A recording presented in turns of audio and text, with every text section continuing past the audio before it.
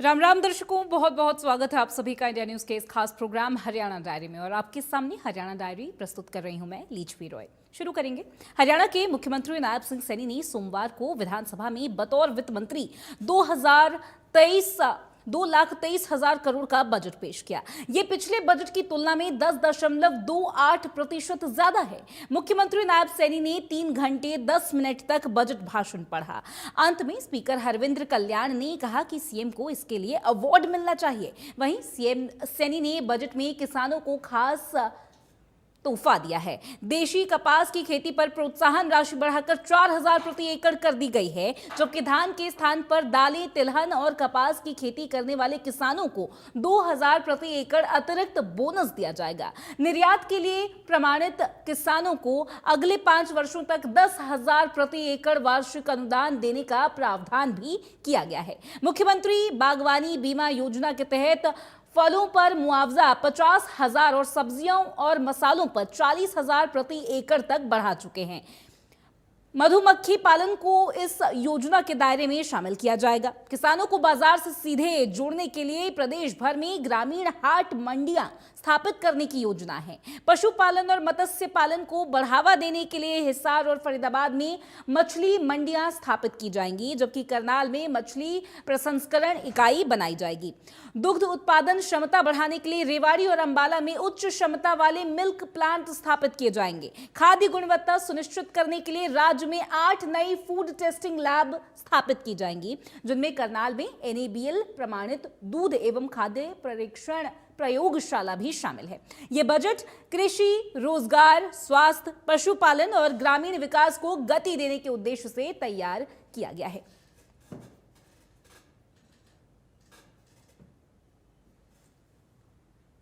किसानों के लिए क्या कुछ खास है बजट में, आपको बता दें। धान की खेती छोड़ने पर अनुदान राशि में बढ़ोतरी का ऐलान हुआ। 2,000 रुपए प्रति एकड़ अतिरिक्त बोनस यहां पर मिलेगा, एक खास घोषणा हुई है। देसी कपास की खेती पर प्रोत्साहन राशि भी बढ़ाई जाएगी। ऐसे में 3,000 से 4,000 प्रति एकड़ की राशि यहां पर जो है, इसका ऐलान सूबे के सीएम नायब सिंह सैनी ने किया। 2,07,000 ट्यूबवेल के पानी का परीक्षण यहां पर होगा।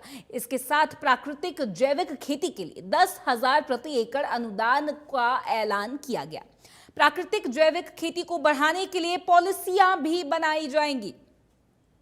जैविक फसलों के लिए मंडियों में अलग से जगह निर्धारित की जाएगी। किसानों के लिए बेहद सी चीजें खास इस बजट में देखने को मिली है। चीनी मिल्स में किसानों को शुगर केन हार्वेस्ट की सुविधा मिलेगी। गन्ना किसानों के लिए बजट में कई सारे ऐलान हैं, कई सारी घोषणाएं हैं, बहुत सारी पॉलिसीज को लेकर बात कही गई। एकल आंख विधि से बुवाई के लिए 5,000 प्रति एकड़ राशि का जिक्र हुआ। चौड़ी कतारों में गन्ना रोपण पर 5,000 प्रति एकड़ अनुदान का जिक्र हुआ। ग्रामीण हाट मंडियों की स्थापना यहां पर की जाएगी और इसके साथ ही किसानों के लिए बेहद से खास ऐलान किए गए। 23 दिसंबर को पहली हाट मंडी का उद्घाटन भी होने वाला है।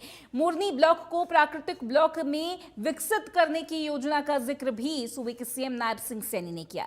मुख्यमंत्री बागवानी बीमा योजना के मुआवजा राशि में भी बढ़ोतरी होने वाली है। फलों की फसल खराब होने पर 50,000 रुपए प्रति एकड़ मुआवजा सरकार किसानों को देगी। सब्जियों की फसल के लिए 40,000 रुपए प्रति एकड़ मुआवजा सरकार किसानों को देगी। इसी के साथ ही मधुमक्खी पालन को मुख्यमंत्री बागवानी बीमा योजना में शामिल करने का जिक्र यहां पर फाइनेंस मिनिस्टर ने किया। हिसार फरीदाबाद में आधुनिक मछली मंडियों की स्थापना का जिक्र सूबे के सीएम ने किया।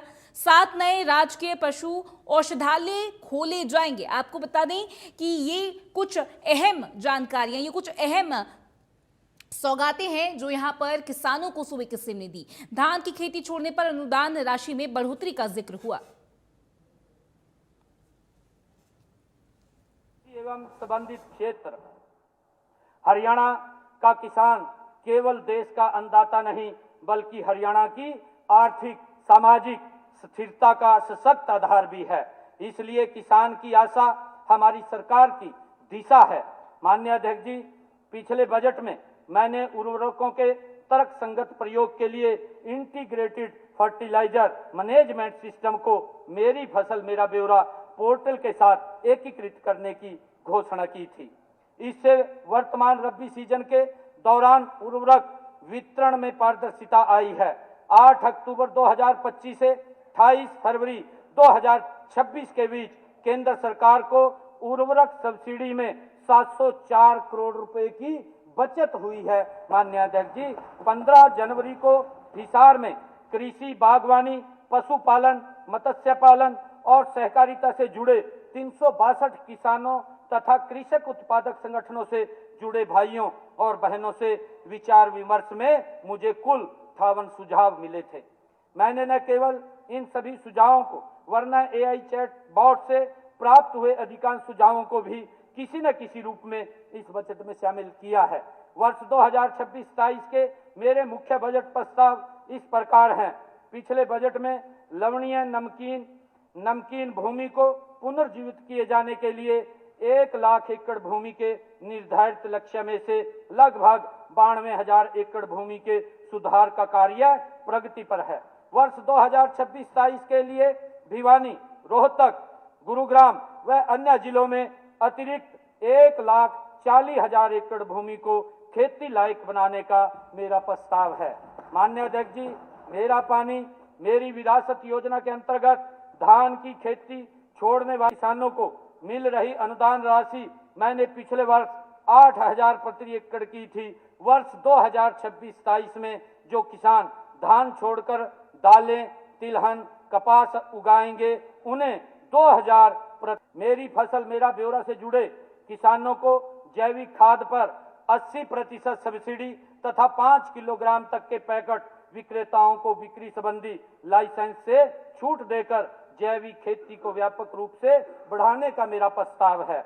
हरियाणा कृषि विश्वविद्यालय के सहयोग से 2,000 एकड़ के एक क्लस्टर में आधुनिकतम तकनीकों द्वारा स्मार्ट एग्रीकल्चर नाम से एक नई योजना द्वारा प्राकृतिक खेती शुरू करने का मेरा प्रस्ताव है। इसमें यदि किसानों को किसी प्रकार का भी नुकसान होगा तो उसकी माननीय अध्यक्ष जी, मत्स्य किसानों की मांग अनुसार यमुनानगर, रोहतक एवं फरीदाबाद में कुल 9 करोड़ की लागत से नई मृदा एवं जल परीक्षण प्रयोगशालाओं की स्थापना का मेरा प्रस्ताव है।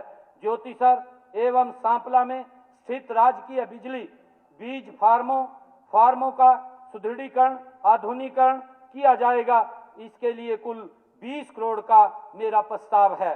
माननीय अध्यक्ष जी, प्रदेश में अभी 70 मोबाइल पशु चिकित्सा इकाइयां संचालित हैं। प्रत्येक विधानसभा क्षेत्र में एक इकाई सुनिश्चित करने के लिए 8 करोड़ की लागत से 20 नई मोबाइल पशु चिकित्सा इकाइयां स्थापित की जाएंगी। पशुओं के उपचार व टीकाकरण सेवाओं में समयबद्धता लाने के लिए चरणबद्ध तरीके से 15 करोड़ की लागत से सभी पशु संस्थाओं के कंप्यूटरीकरण का मेरा प्रस्ताव है। पिछले बजट में मैंने महिलाओं द्वारा एक दुधारू पशु की खरीद पर 1 लाख तक ब्याज मुक्त ऋण उपलब्ध करवाने की घोषणा की थी। वर्ष 2025-26 में स्थापित कुल 943 डेयरियों में से 316 डेयरी इकाइयां महिलाओं द्वारा लगाई गई हैं। डेयरी विकास में उद्यमिता को बढ़ावा देने के लिए 10 करोड़ रुपए की लागत से 100 पशुओं तक की क्षमता वाले आधुनिक डेयरी फार्मों की स्थापना हेतु एक नई योजना 2026-27 में लागू करने का भी मेरा प्रस्ताव है। चलिए, तो फिलहाल के लिए हरियाणा डायरी में बस इतना ही। बाकी हर बड़ी खबर के लिए, हर बड़ी जानकारी के लिए आप बने रहिए इंडिया न्यूज़ हरियाणा के साथ। राम राम।